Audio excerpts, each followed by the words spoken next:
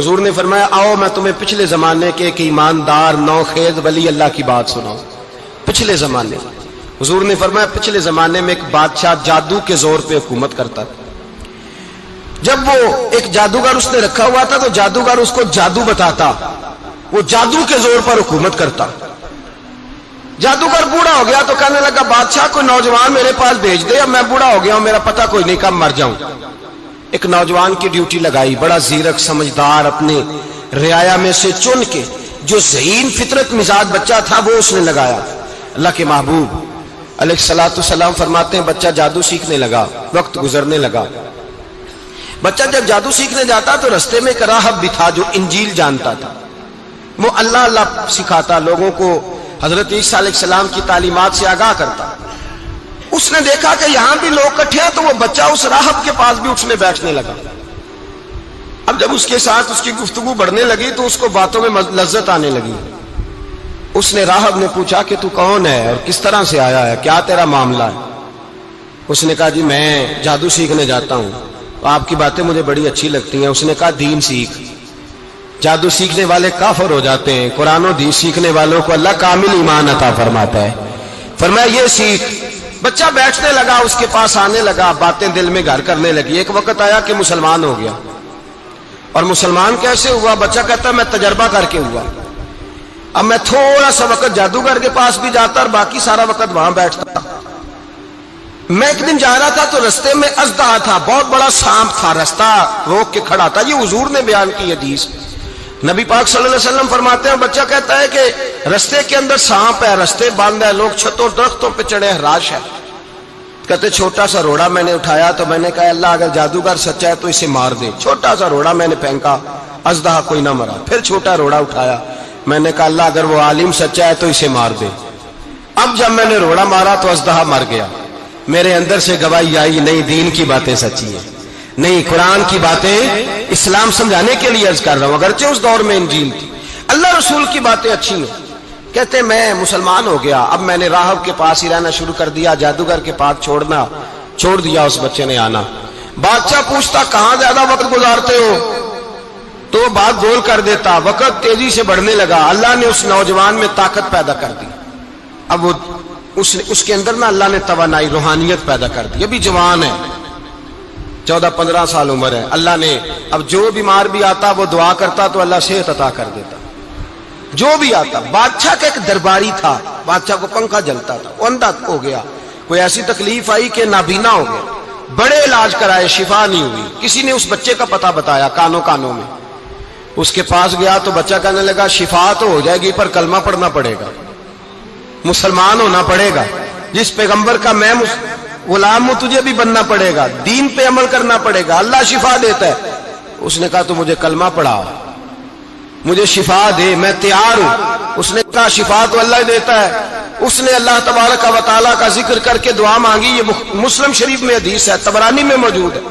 اللہ نے اسے شفا دی, اس نے کلمہ پڑھنا شروع کر دیا. یہاں ایک نقطہ لکھا ہے ہمارے علماء نے, کہتے ہیں جب اللہ ولایت عطا کرتا ہے نا تو یہ سفید بالوں والے کا حصہ نہیں ہوتی. اگر جوانی میں کوئی آدمی توبہ کر کے تصوف کے راستے پہ چلتا ہے تو سب سے زیادہ ولایت اللہ اسے عطا فرماتا ہے, سب سے زیادہ ولایت اس کے پاس ہوتی ہے. ابھی اس کے بال کالے ہیں, چڑھتی جوانی ہے, دعا کی تو اللہ نے, اور حدیث پاک میں موجود ہے کوڑے آتے تو شفا یاب ہو جاتے, اندھے آتے تو شفا یاب, برس والے آتے تو اللہ سے دے. جوان ہے. بادشاہ کے پاس وہ واپس گیا, وہ جو آدمی جس کی آنکھیں ٹھیک ہوئی تھی. بادشاہ نے پوچھا کہ کیسے شفا ملی, تو کہنے لگا میرے رب نے شفا دی ہے. بادشاہ سجدے کراتا تھا, اپنے آپ کو منواتا تھا, معاذ اللہ. کہنے لگا میرے علاوہ کون رب ہے؟ اس نے کہا وہی رب ہے جس نے تجھے پیدا کیا ہے, اور وہی رب ہے جس نے مجھے اندھے کو آنکھیں دی ہیں, وہی ہے میرا مالک. کہا اچھا تو مجھے نہیں مانتا؟ کہا نہیں میں اپنے رب کو مانتا ہوں. بادشاہ نے اسی ستا دی, ستایا.